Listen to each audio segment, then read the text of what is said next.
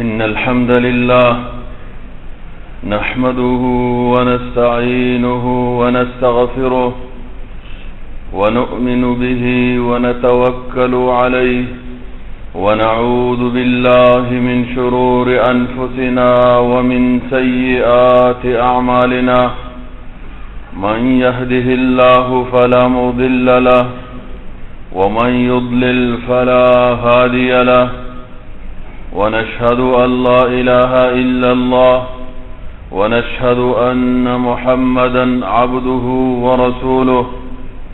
يا أيها الذين آمنوا اتقوا الله حق تقاته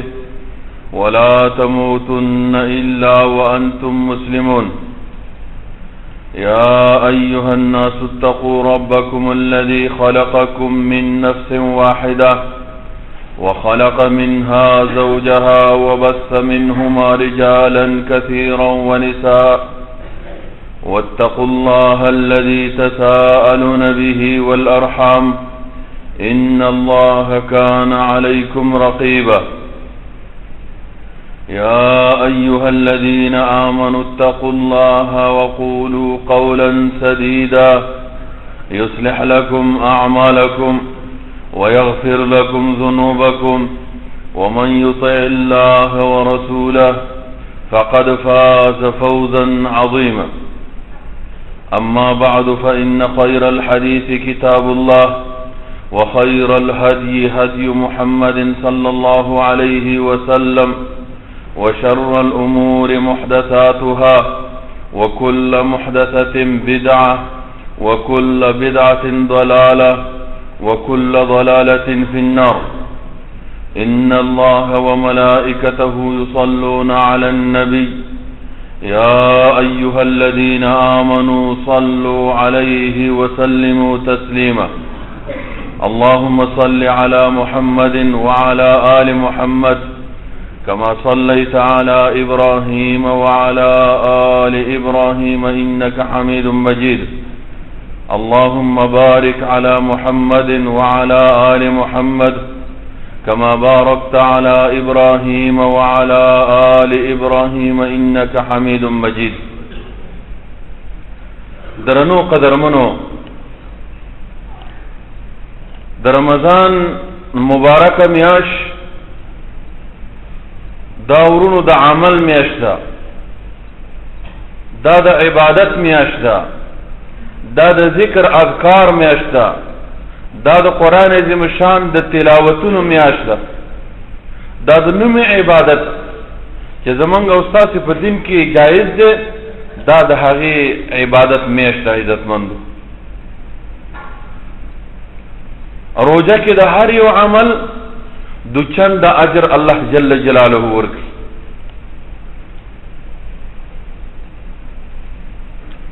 جناب محمد رسول الله صلی الله علیه وسلم بپروژه کې د ټولو خلقو نه زیات نشیتو زیات عبادت به کو زیات تلاوتونه کول زیات منځونه کول تر دې چې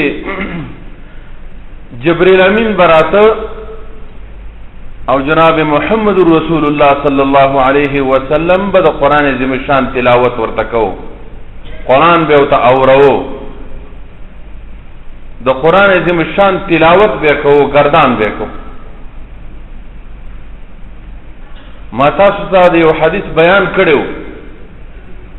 چې نبی علیہ الصلوۃ والسلام فرمایي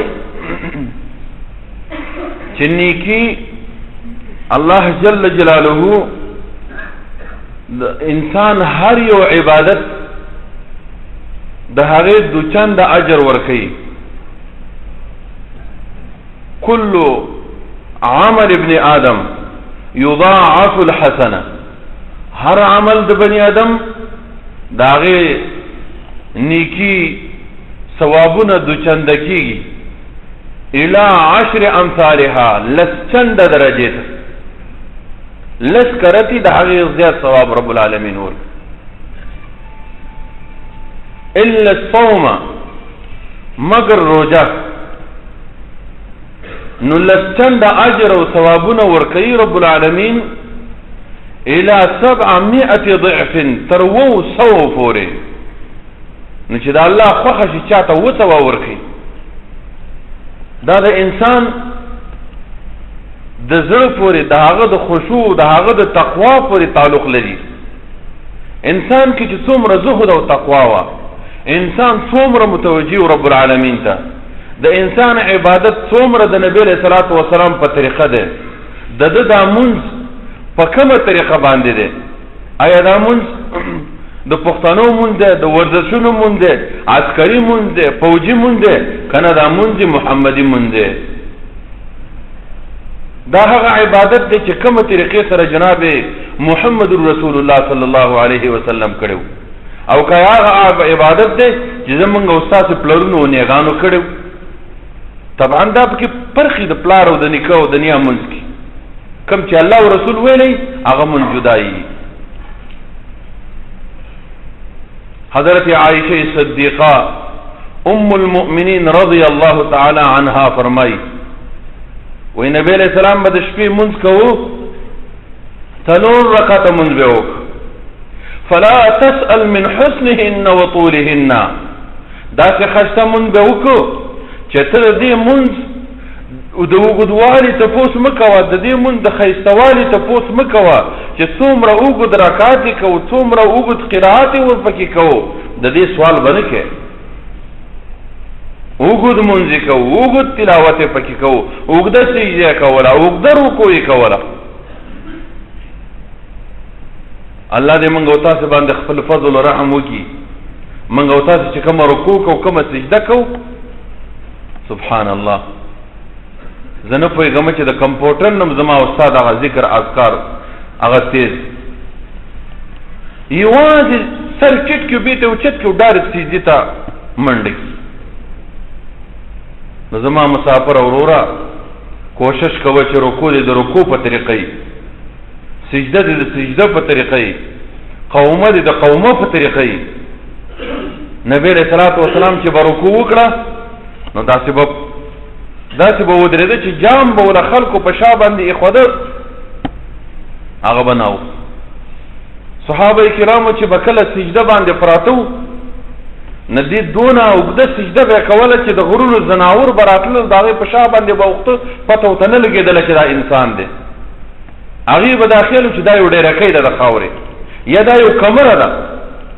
یعنې دونه اوږده سجده به یې کوله. نو خصوصا عبادت دا ورونو زیات پروژه کې پکار. حضرت ربیعہ بن کعب رضی اللہ تعالی عنہ دیوی ما د جناب محمد رسول اللہ صلی اللہ علیہ وسلم خدمت بکو، د ورځې به مې خپل کارونه برابر کړو، رابلم د جناب محمد رسول اللہ صلی اللہ علیہ وسلم چې به کوم ګیټ باندې مسجد نبوي ته راوته ما به څوکیداري کوله. کېدی شي نبی علیہ السلام چیز ته ضرورت پیدا شي، څه پکار شي، نو ما ته به امر کوي، زه به دا شرف حاصلوم د نبی علیہ السلام خدمت وکړم. کله کله به داسې وشو چې د شپې هغه به مسجد نبوي کې ناست، زه به د هغه ګیټ خواته ناست وم، انتظار نبی علیہ الصلوۃ والسلام چې بدننه ننوته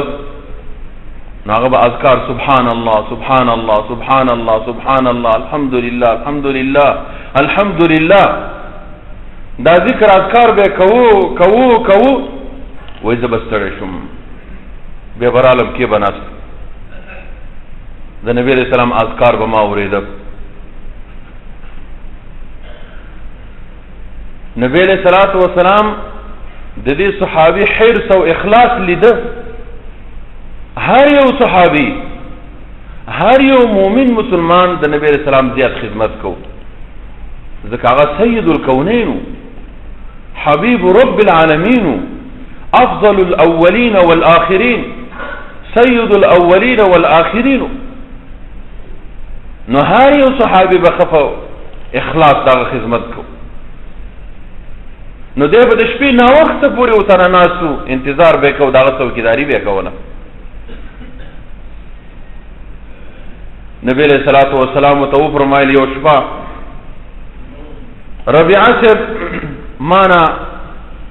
څه سوال پوښتنه چې شی وغواړه چې زه دله درکړم وی ما نبی علیہ الصلوۃ والسلام ته وفرمایل چې بالکل صحیح ده هغه شپه تېره شوله ما د ځان سره سوچ او فکر کوو چې ربیعه صاحب دنیا حجم پانی ده دا د دنیا زندگی ختمیدونکې ده دا بځي الله جل جلاله چې تا ته کوم رزق لیکلی دی په دنیا کې هغه اسم تعالی الله درکړي هر یو انسان ته ورونو الله جل جلاله په دنیا کې د مور په خېټه کې رزق لیکي او لیکي چې دا دیندار دی متدین دی دا فاسق دی فاجر دی دا د کومې نوع انسان دی نو کوم رزق چې الله جل جلاله ما ته لیکلی دی هغه باید ما ته رسېږي نو راځه د دنیا نه تېر شه ژوند د اسم پانی دی ختمیږي راځه د نبی علیہ الصلوۃ والسلام نه د آخرت سوال وکړه جناب محمد رسول الله صلی الله علیه وسلم سبا شپې راغې او راته وفرمایل چې ربیعه صاحب وایه ما ورته ویل چې جناب محمد رسول الله صلی الله علیه وسلم د الله پیغمبره د الله جل جلاله نه وغواړه چې ما د اور نه آزاد کړي د اور نه مې وساتي او د اور نه مې بچ کړي نبی علیہ السلام ورته مخ راواړو چې ربیعه صاحب دا سوال درته چا امر وکړو دا درته چا وښود چې د نبی علیہ السلام نه داسې سوال وکړه وی ما ورته وفرمایل د الله حبیبه زما د په هغه ذات قسم چې تی په حق دین را لېږلی زما د په هغه ذات قسم چې تی حق پیغمبر مقرر کړی ما خپل ځان سره سوچ او فکر وکړه چې دنیا فانی ده دنیا ختمیږي د دنیا چې څه نعمتونه دي دا ټول به د مخ د ځمکې نه یو ځل ختمیږي ورکیږي به او ما چې لیده زما چې څومره یقین او علم و چې ستا څومره منزله ده ستا څومره رتبه او مکان دی په ټولو انبیاو کې الله ته مقرب په ټولو انبیاو کې افضل په ټولو مخلوقاتو کې افضل شخص چې ته کله د رب العالمین نه څه وغواړې تا نه واپس کوي نو ما د ځان سره سوچ او فکر وکړ چې راځه د جناب محمد رسول الله صلی الله علیه وسلم نه دا وغواړه چې ما د پاره سوال وکړي چې الله ما د اور نه بچ کړي او د اور نه مې وساتي نبی علیہ الصلوۃ والسلام ته وفرمایل چې بالکل زه به تا د پاره د الله نه دا سوال کوم الله نه به غواړم خو یو شرط به پکې هغه شرط دا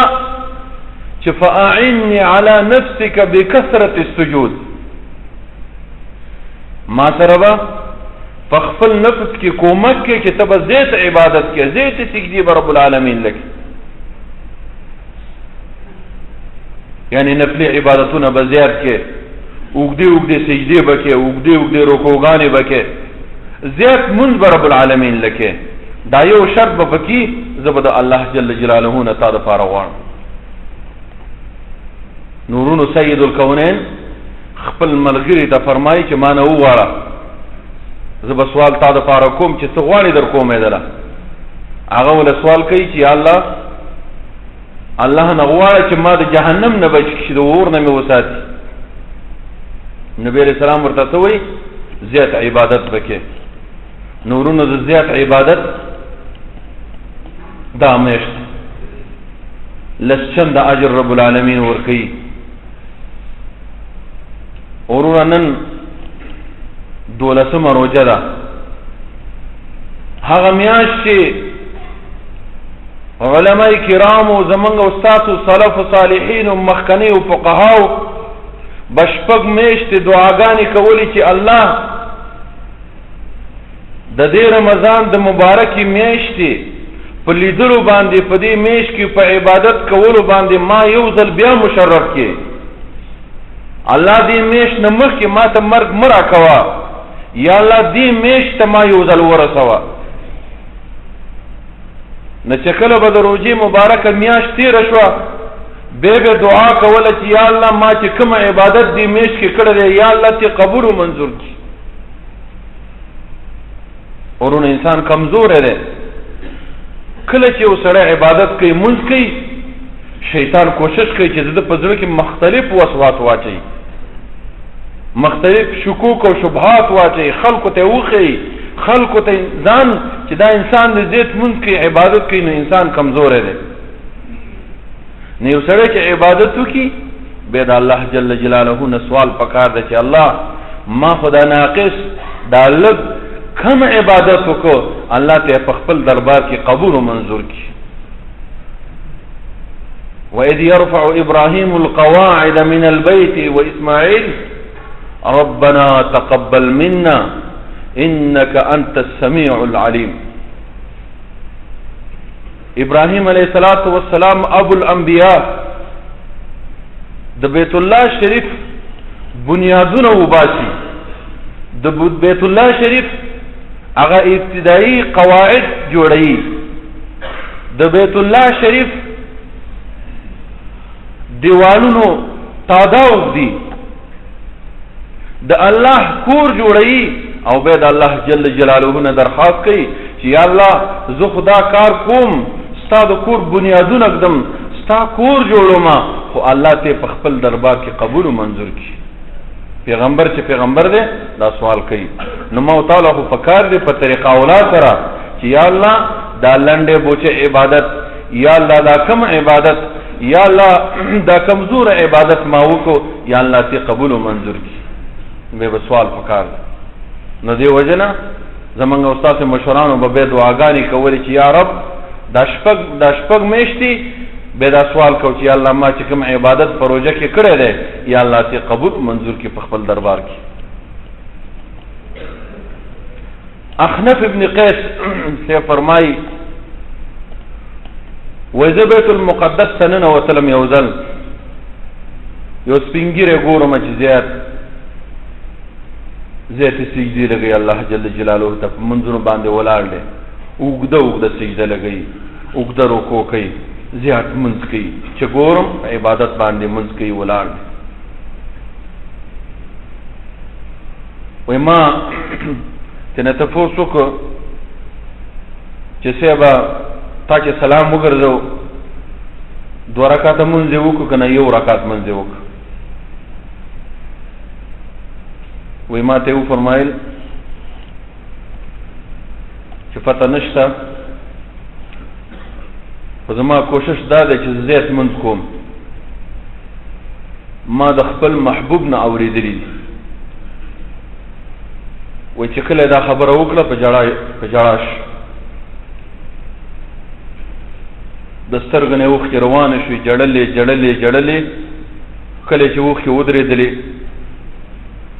و به فرمایل چې ما د خپل محبوب نه اورېدلی داسې جړه ولا وراله چې خبره نشوه که پوره کولی. 3 کرته دا خبره کوي او سلګي یې نیسي ورونو.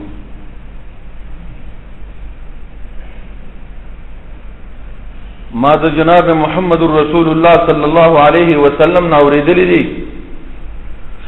ما من عبد يسجد لله سجده، نشته یو مؤمن بنده او مسلمان چې الله جل جلاله ته یو سجده ولګي الا رفعه الله بها درجه، مگر الله جل جلاله بدغه انسان ته چې الله ته سجده کوي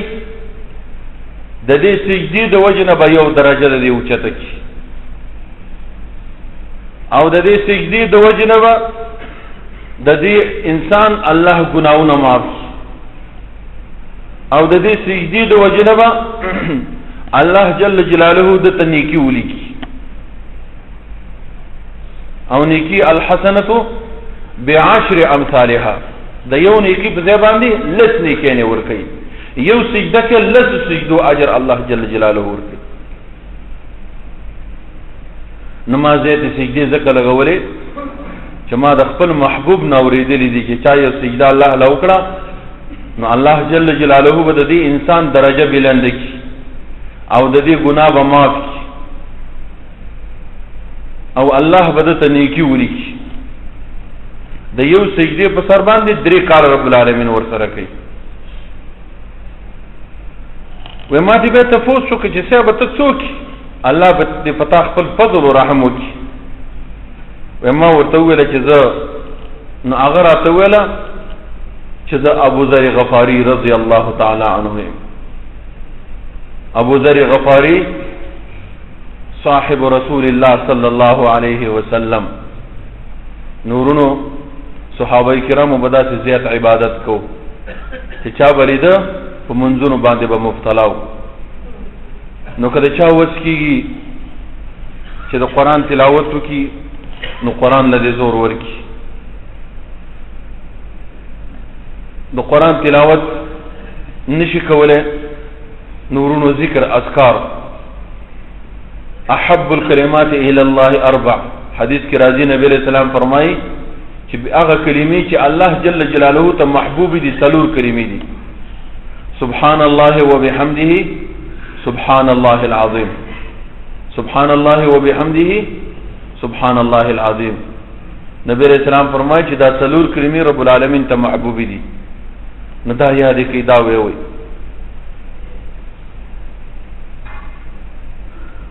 ذکر اذکار دی وکړو نو به ور سره فاسګه منځونو لزور ورک بعض خلک اسې ناسې په جمعات کې استړی شي ډډې لګوري یا په جمعات کې فریوزي نورونو دا مبارک میش ده په دې کې عبادت لزور ورکول پکار دي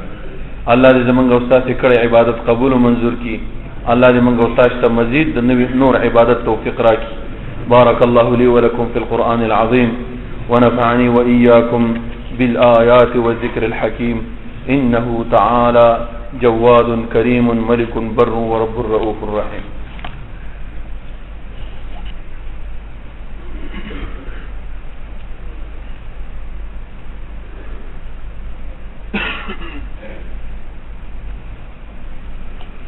الحمد لله رب العالمين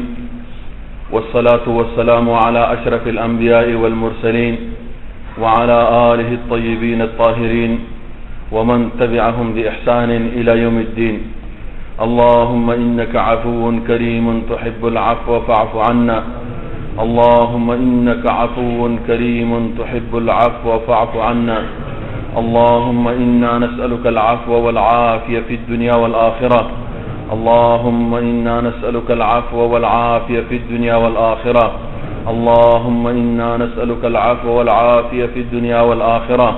اللهم اجعلنا من عتقاء النار في هذا الشهر المبارك يا أرحم الراحمين اللهم اجعلنا من عتقائك من النار في هذا الشهر المبارك اللهم تقبل قيامنا وركوعنا وتقبل سجودنا وعبادتنا وصيامنا وقيامنا يا أرحم الراحمين اللهم انصر الإسلام والمسلمين وأذل الكفر والكافرين اللهم اغفر للمؤمنين والمؤمنات والمسلمين والمسلمات الأحياء منهم والأموات اللهم اغفر للمسلمين والمسلمات والمؤمنين والمؤمنات الأحياء منهم والأموات اللهم إنا نسألك من الخير كله عاجله وآجله ونعوذ بك من الشر كله عاجله وآجله اللهم إنا نسألك أن تجعل لنا الجنة الفردوس مثوانا ومثوى جميع المسلمين اللهم إنا نسألك الجنة الفردوس وما قرب إليها من قول وعمل ونعوذ بك من النار وما قرب إليها من قول وعمل يا الله كم خلق شراغلي دي يا الله ذي شري حاجتنا فركي الله گناهونه ختم کی الله گناهونه تماف کی الله درجی بلند کی یا الله شرع حاجتونه پوره کی الله اقتصادی مشکل حل کی الله بچی دیندار او متدین کی الله استا مطیع کی الله د خپل مور او پلار تابعدار کی یا الله د آفتونو مصیبتونو په امان کې الله د آفتونو مصیبتونو په امان کې الله کده چا مړی شوي الله ته مړی وبخي الله پسمندگانو ته صبر جمیل ورکي الله د بچو حافظ ناصر شي الله که څوک بیمارانی یا الله بیماری رو ورکي یا الله کده چا بیماری خپلوان په خپل بیماری یا الله ته بیماری نه روغ کی یا الله د مصیبت آفت لري کول والا سوا د تانه بل څه نشته الله بیماری روغول والا سوا د تانه بل څه نشته الله په خپل فضل او رحم باندې د مسلمانانو روغ کی الله د مصیبتونو آفتونو وساته الله د قرض نه په امان کی الله د سر مال حافظ ناصر شي ربنا آتنا في الدنيا حسنة وفي الآخرة حسنة وقنا عذاب النار سووا صفوفكم رحمكم الله. الله أكبر الله أكبر.